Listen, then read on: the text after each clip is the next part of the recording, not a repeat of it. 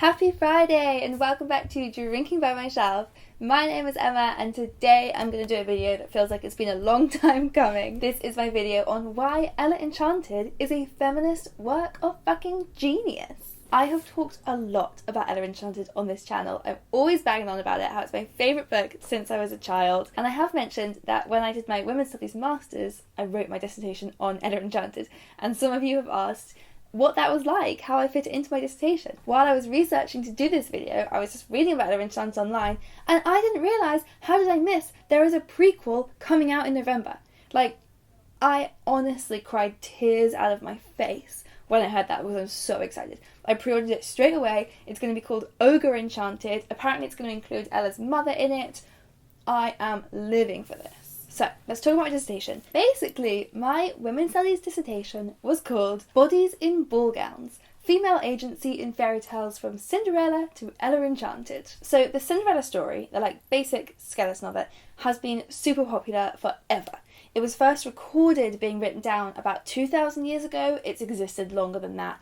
It's everywhere now. In some form or another, so many of our books and our movies and our stories are based on the Cinderella story. But the Cinderella story is basically about a woman who just has to stay super, super passive until she gets rescued. And that's not always the case. There are a million different versions, and some of the other cultures that I looked at have different Cinderella stories where their Cinderella has a lot more agency, is a lot more active. But I only had 10,000 words, so in my dissertation I focused on the Charles Perrault story. That was the one from 1697, and most likely it's the one you're most familiar with. It's the one that the Disney versions were based on. So the basic problem is that the overexposure of this Cinderella narrative to young children, particularly to young girls, leaves them feeling that they have to be dependent on someone, and generally dependent on a man, for their lives to work. By the end of Ella Enchanted, as opposed to any other Cinderella book or story that I read, the heroine has made female friends. There are not enough of those in fairy tales. By talking to her friends, she has this increased understanding of herself. She is then able to break free of the path that has been set for her.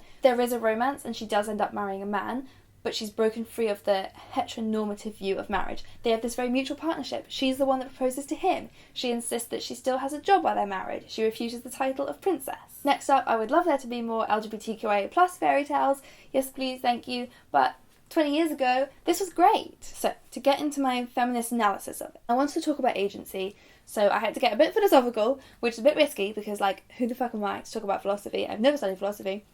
Actually, that's a lie. I did study philosophy for one term once, and that was really bad there.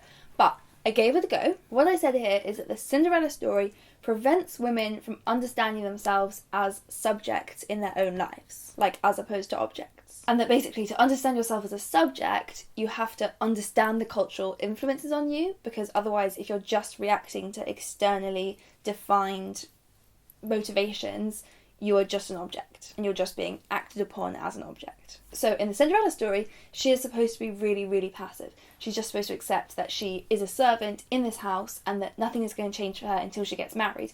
But she must not actively seek a husband, and in fact the ugly stepsisters, they are villainized for the fact that they do actively seek a husband, because women are not supposed to seek to change their situation. So Cinderella is supposed to stay really, really static, and then her reward for not seeking to change anything is that she'll then be rewarded with things changing. And those things changing are that a man comes in and rescues her, takes her off, she doesn't have to be a servant anymore, and she can be rich and live in a nice house, but all of that is still dependent on him choosing to keep her there as his wife. And she doesn't have any personality. I went through and I counted the adjectives that we used to describe her, and it's basically just good.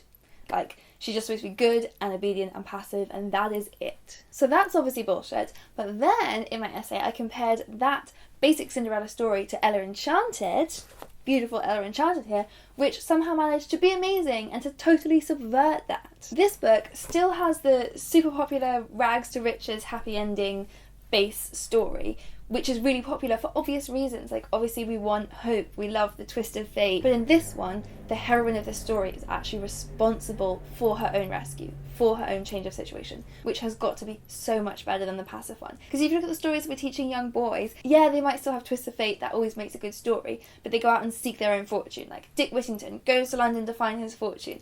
We're teaching young boys to go and try to change their situation, whereas we're teaching girls just sit there and look pretty and be good and accept everything you're given, and then we'll reward you by keeping you in this patriarchal system but making things a little bit nicer for you by having you married off in a nice castle. So, focusing on Ella Enchanted, and obviously there are going to be spoilers throughout this video, so soz about that. The story of Ella Enchanted is that as a baby, she was cursed or blessed by a witch, a fairy, doing well so far, who gave her the gift of obedience. So put a spell on her so that she literally has to obey any command she's given. And I wrote to Girl Carson Levine while I was doing my research, and she said that when she wrote the book, she basically wanted to explain the weird passivity that Cinderella has in the story, because it doesn't make any sense to her reading this why she would be that passive. So she put her own reasoning behind it, which in this story is that Ella is literally under a spell, and so her passivity is forced upon her. And the first major difference that's really good there is that instead of her passivity being this virtue that young readers are probably gonna subconsciously internalise is such a good thing in the original story, in this it's a curse. It's very obviously a bad thing. So right from the start, young girls reading this are going to be like, oh, we don't want to be passive, we want our freedom, we want to seek our own agency. And the way that the spell works, and this is where it's really, really different from the movie, the way that the spell works in the book is that it doesn't override Ella's physical autonomy. So if you see in the movie, when someone says, hop on one foot, Ella goes into puppet mode and it's just hopping on one foot and she can't help it. That's not how it works in the book. Instead, when she gets the command, she has to make herself hop on one foot. She has to put in the work.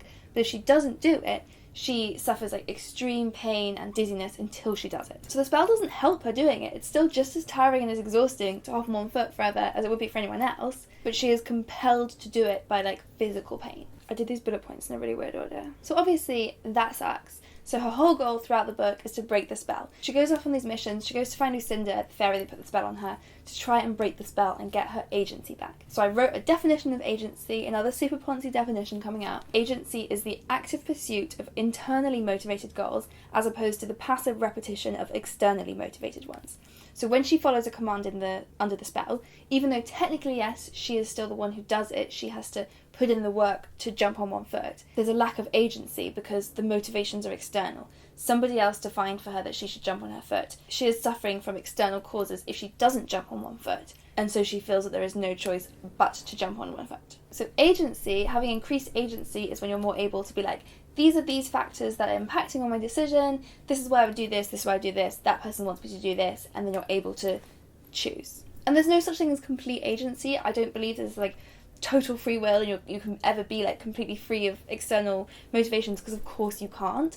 But the more agency you have is just about broadening the different things impacting on you and becoming aware of them and acknowledging why you're doing these things. To take a super typical and simplified white feminist topic, if you talk about beauty standards like shaving your legs or wearing makeup and any of those things that get debated, of course you can have the choice to keep doing those things, whatever. But if you think about young girls wanting to follow Western beauty standards, they might actively go out and buy beauty magazines.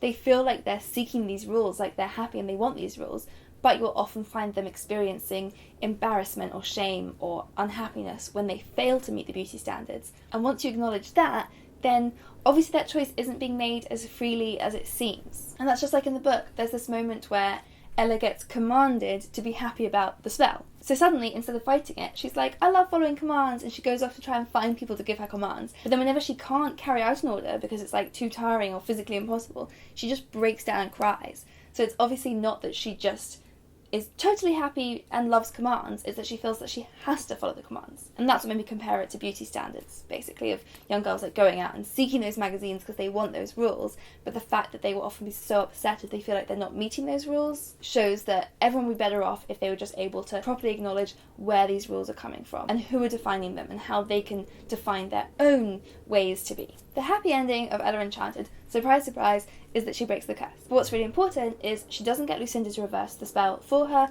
she doesn't change it by marrying the prince, she does it herself. But that's not what she initially thought she had to do. Initially she goes and finds Lucinda, the fairy who put the spell on her, and tries to convince her to change the spell. And when she eventually manages to convince Lucinda that the spell was really damaging, Lucinda's response is then just to swear off magic, and then refuses to change it because she's you've convinced me, I now don't do magic. So I read that as Gail Carson Levine being really suspicious of the idea of relying on your oppressors to help you in any way, which makes sense because historically we're not very nice to the people that we have oppressed. So she tries all that, it doesn't work, but then she breaks her own spell, which is a super happy ending for those of us who are living with gender roles under the patriarchy, because it shows us that we can find ways to give ourselves agency even within these systems. And the way to do it is all dependent on what I said about the nature of the spell. The fact that it doesn't override her autonomy, it just gives an influence that's so powerful that it essentially forces Ella to follow it. So it's kind of the difference between, if you look at like the movie and the book, the movie goes that when someone says jump, she has to jump. And the book goes that when someone says jump, she can either jump or suffer extreme pain. And for the majority of the book, that extreme pain and dizziness and sickness is so strong that it does force her to comply. So essentially, she has to do it. But it is a really, really important difference to note, that there is that other option. As unpleasant as that other option might be, it does exist. And that tiny little other option is what happens at the end. That's how she breaks it. So when she realises that by following a command she's given, she would be putting the life of the person that she loves most in the world in danger, she manages to resist. She goes through all of the pain and suffering of resisting the spell and does it. And that's the only way she can free herself. And I view that as kind of a metaphor of life under the patriarchy, or within gender roles, for men and women.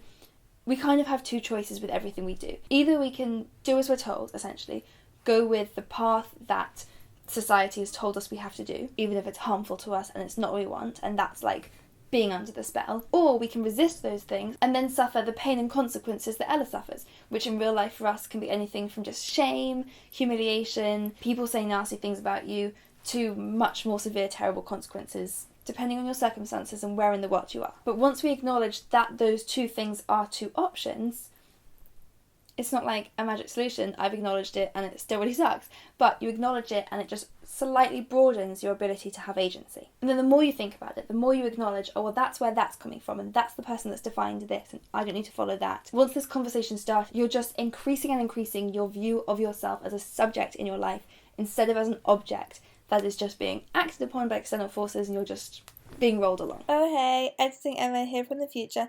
Just to make clear that I mentioned a minute ago about in some places, and depending who you are, the consequences may be way more severe for you than just like the shame that I'm kind of talking about in my life. And so I want to make really clear that I'm not pulling a Kanye saying slavery is a choice. That's obviously not the case. And it's really, really complicated to apply this in those more complicated situations.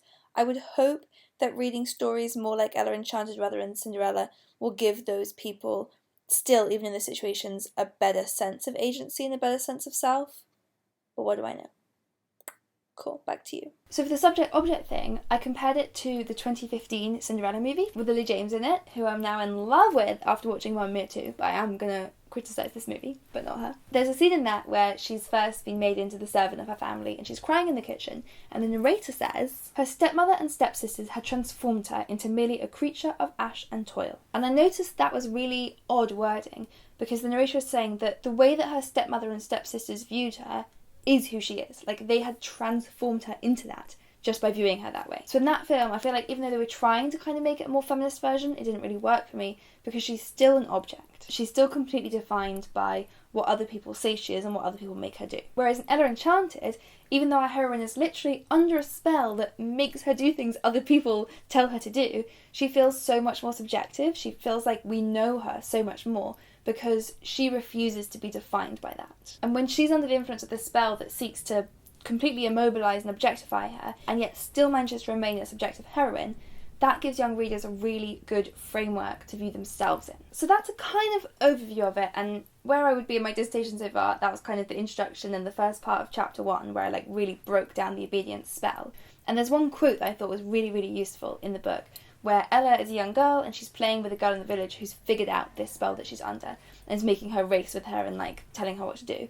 And the girl says to Ella, I command you to race and I command you to lose. And I just love that as an analogy for life under the patriarchy. We are commanded to take part in these systems that keep us down. But what Ella Enchanted does is it tells us what we can do about it. We can't just sit around waiting for rescue. Like, yeah, maybe some hot rich guy will marry us, but then we'll still just be dependent on him. But we also can't just be like, oh no, we're under a spell, we're under the patriarchy, we're not free, because then what's going to change about it? What we can do is acknowledge the restraints on ourselves and then use that awareness to actively seek other ways to define ourselves. Seek out other cultures and traditions. Talk to other people about their experiences. Basically just broaden your horizons as much as possible. Broaden the influences on your actions as much as possible, so that you're not just mirroring one path passively. You've positioned yourself as a subject with agency.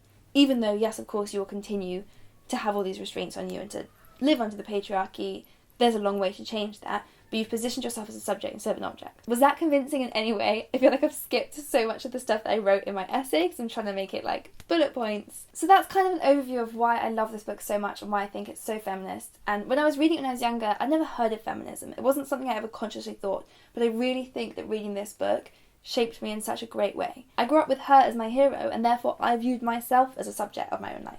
And obviously it's not perfect. Ella's beauty is like a really big deal in the book, and the stepsisters are kind of characterised by being unattractive and eating too much, and that's something that we really need to move away from. And also it'd be great to have LGBTQIA+ inclusion in books in the future, or to have a Cinderella story that just entirely removed the romance element completely, but it's pretty damn great. So that was kind of an overview of what my dissertation was about, very vaguely and briefly. But if you're interested in that, do let me know, because I can talk about some of the other chapters I wrote about, like female friendship in Ella Enchanted, and the languages and culture exchange in Ella Enchanted. Female friendship was a really fun chapter to write because it's really lacking from fairy tales as a whole, and it's only partly remedied in Ella Enchanted, because there's only really one main female friendship. But holy shit, it makes such a difference. Like, women talking to women, they get shit done. They teach each other so much, and that was so fun to see in Ella Enchanted and really fun to write about. So let me know if you'd like me to make a video about that chapter, and give this video a thumbs up if you made it, if you survived my ramblings up until this point, and if they made any sense. I'd love to know what any of you guys who went to uni wrote your dissertations on, whether it was English literature, women's studies, or anything else. I just find that really interesting, what people took as their research interest. So do leave me super long comments below letting me know all about it. I'd love to read that. And subscribe to this channel because I post new videos every Friday. I'll see you next time.